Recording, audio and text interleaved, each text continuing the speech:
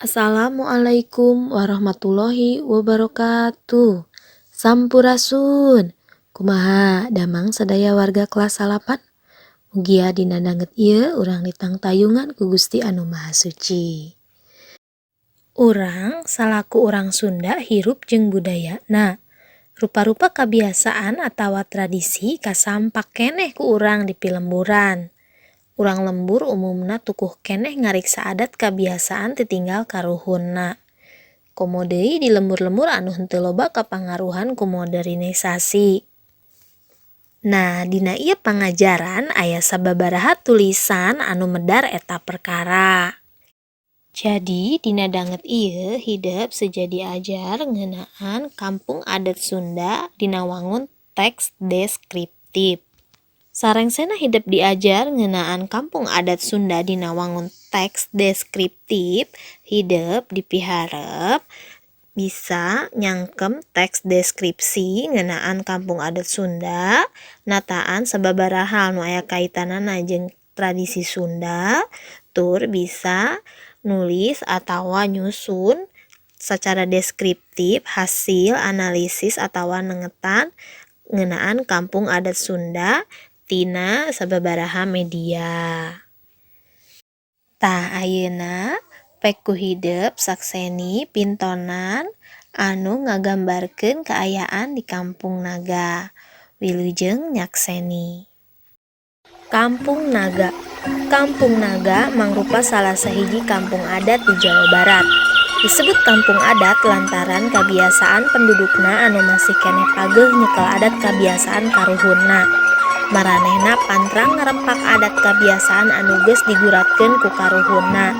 Nurutkeun kepercayaanana ngarempak adat teh sarua hartina jeung henteu ngahargaan ka karuhun. Kampung Naga pernahna di Desa Neglasari, Kacamatan Salawu, Kabupaten Tasikmalaya. Tempatna teu jauh ti jalan gede antara Garut jeung Tasikmalaya. Wewengkon Kampung Naga legana 5 hektar. Ari nu dijadikeun pakampunganana aya kurang leuwih 1,5 hektar. Ngawengku paimahan, pakarangan, balong jeung pasawahan. Sesana mangrupa leuweung. Nyaeta anu disebut Leuweung Karamat. Disebut Karamat lantaran di eta leuweung teh aya makam karuhun masyarakat Kampung Naga. Beulah kulon diwatesan ku Leuweung Karamat, beulah kaler jeung wetan diwatesan ku Walungan Ciwulan, beulah kidul mangrupa lawang asup ka lingkungan pakampungan. Upama rek asup ka Kampung Naga, urang kudu ngaliwatan jalan anu nurugtug, mangrupa sesengket tapi geus ditembok jeung dibalai ku batu templek. Sasatna mah kudu ngaliwatan gawir. Malah aya nu nyebutkeun sesebutan Kampung Naga teh asalna mah Kampungna Gawir, terus robah jadi Kampung Naga. Wangun imah di Kampung Naga nyaeta imah panggung anu dijieunna tina kai jeung awi. Hateupna wangun julang ngapak tina injuk, euri atawa kirai. Henteu make kenteng, henteu ditembok, sanajan mampu nyieun imah gedong. Sakabeh imah kudu nyanghareup ka kidul atawa ka kaler, teu meunang dicet, iwal di kapur atawa di meni. Panto imahna teu meunang aya panto anu pahareup-hareup dina saimah. Jadi panto tepas jeung panto dapur biasana sajajar aya di hareup. Lantaran nurutkeun kepercayaanana, sangkan rejeki anu asup ka imah teu bangblas atawa kaluar deui ngaliwatan panto dapur. Pipinding tepas atawa tengah imah ku bilik anu buni. Ari pipinding dapur mah kudu ku anyaman sasag atawa carang. Ieu oge aya alesanana, nyaeta supaya babari kanyahoan ku tatangga lamun dapurna henteu ngebul, hartina henteu masak. Pamana bae lantaran teu boga beas jeung sajabana. Di jero imah teu meunang make paparabotan saperti kursi, meja jeung ranjang. Teu meunang make listrik, cukup dicaangan ku cempor. Di Kampung Naga aya 113 wangunan. 110 wangunan diantarana mangrupa imah. Wangun sejena nyaeta Bumi Ageng, Bale Patemon jeung masjid. Bumi Ageng tempat neundeun barang-barang pusaka. Bale Patemon tempat ngayakeun kumpulan warga jeung narima semah. Ari masjid tempat ibadah warga jeung ngayakeun upacara keagamaan.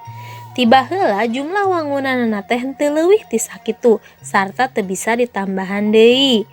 Jadi saupama aya warga kampung naga nu hayang nyieun imah, lantaran anggota kulawargana nambahan kapaksa kudu diluareun kampung naga. Di kampung naga teu meunang nanggap kasenian anu datangna ti luar anu make goong. Contohna saperti wayang golek, dangdut, kendang penca. Ari lalajo mah meunang asal ulah di jero kampung naga. Kasenian anu meunang ditanggap nyaeta terebang, beluk, jeung rengkong.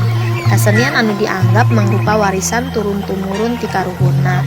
Urang kampung naga oge pantrang nyaritakeun ngeunaan lembur katut sajarahna dina poe Salasa, Rebo, jeung Sabtu. Komo nyaritakeun luluhurna atawa karuhunna mah dipahing pisan. Ari sababna poe Salasa, Rebo, jeung Sabtu teh mangrupa poean nyepi. Kampung naga teh diadegeun ku sembah dalem Singaparana anu dianggap karuhun urang kampung naga ratusan tahun ka tukang. Sembah dalem Singaparana teh salah saurang anu nyebarkeun agama Islam. Anu matak urang kampung naga mah kabehanana oge ngagem agama Islam. Ngan dina prak-prakan ibadahna diluyukeun jeung adat katut kabiasaan karuhunna. Nah, sabada hidup lalajo tadi pintonan ngeunaan kampung naga, katiten yen masyarakat kampung naga masih kene pengkuh atawa tuhu miara adat kebiasaan ditinggal karuhunna. Rupaning adat tali paranti ditinggal karuhun dipiara ku urang dinya.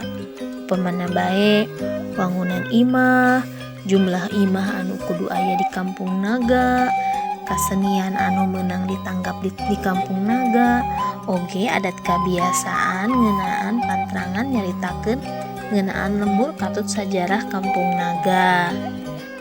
Nah, eta teh aya ajen atikan anu kacida hadena, loba anu bisa dijadikeun conto ku urang.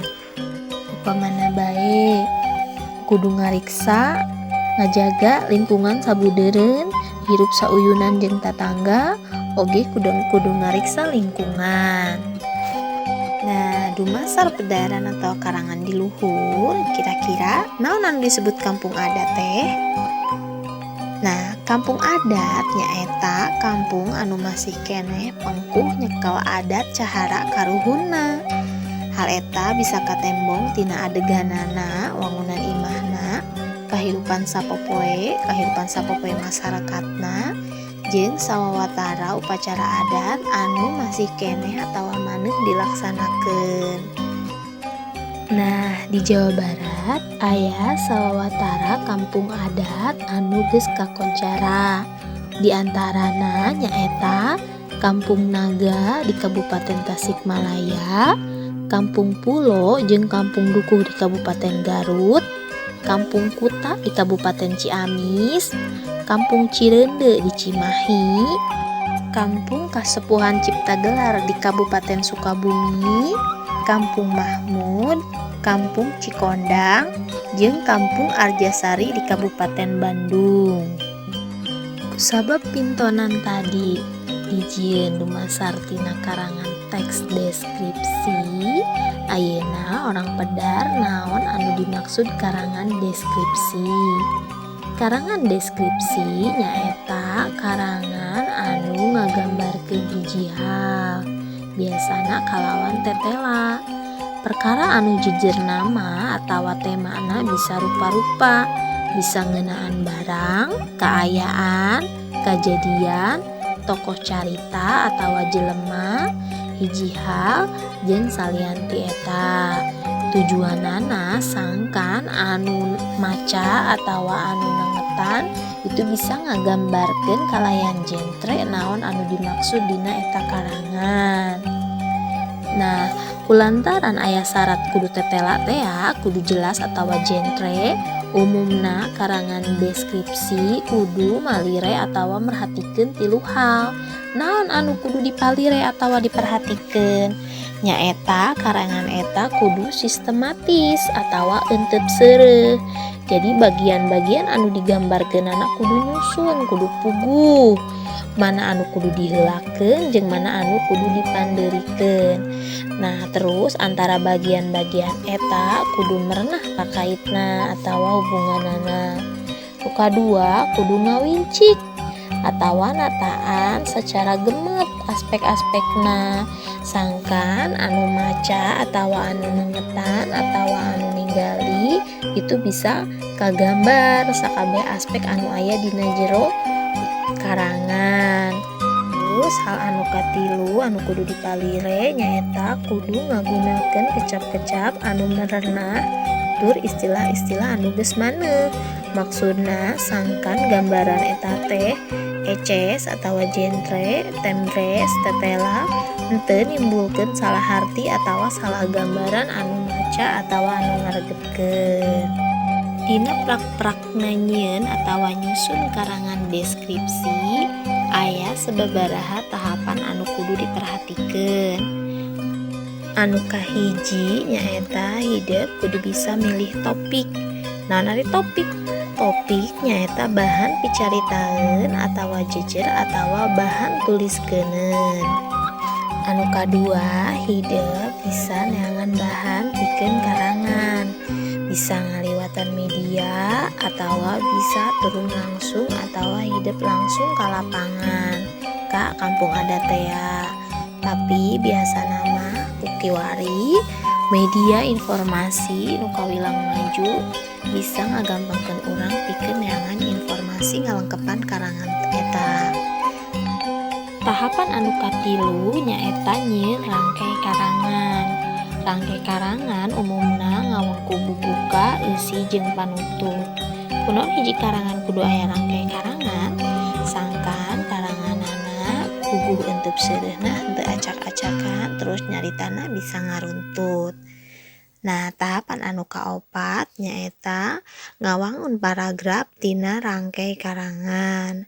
Paragraf mah biasana wangun basana leuwih lega batan kalimah atawa mangrupa kumpulan kalimah. Tawa hiji paragraf biasana diwangun ku sawawatara kalimah. Nah, terus tahapan anu pamungkas nyaeta nyieun judul atawa ngajudulan karangan. Judul mangrupa titel, label atawa ngaran karangan. Ku kituna judul karangan teh kudu ngahudang kapanasaran anu maca atawa anu ninggali. Lianti eta judul oge kudu singget tur eces hasta jentre deui. Materi panambah dina pintonan Kampung Naga tadi aya sawatara istilah anu patali jeung tradisi urang Sunda. Nah, salah sahijina nyaeta anu patali jeung wangunan atawa arsitektur. Pemana bae aya kecap julang lapak jeung imah panggung. Nah, ayeuna pek tengetan ku hideuk istilah wangunan suhunan anu aya di tatar Sunda. Anu kahiji nyaeta wangunan suhunan julang lapak.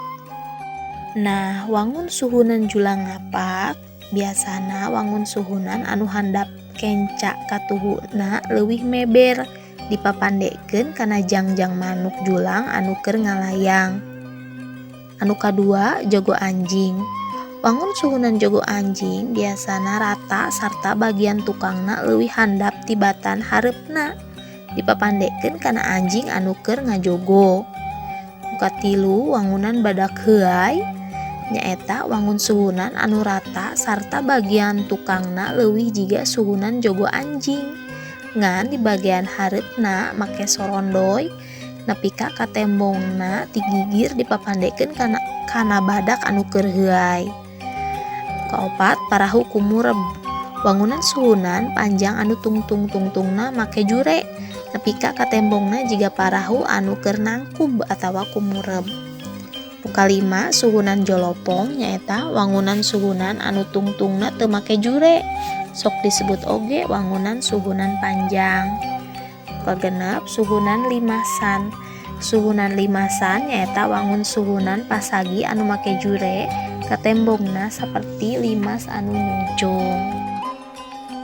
Nah, itu merupakan sawatara istilah anu aya patalina jeung wangunan atawa arsitektur nu aya dina basa Sunda.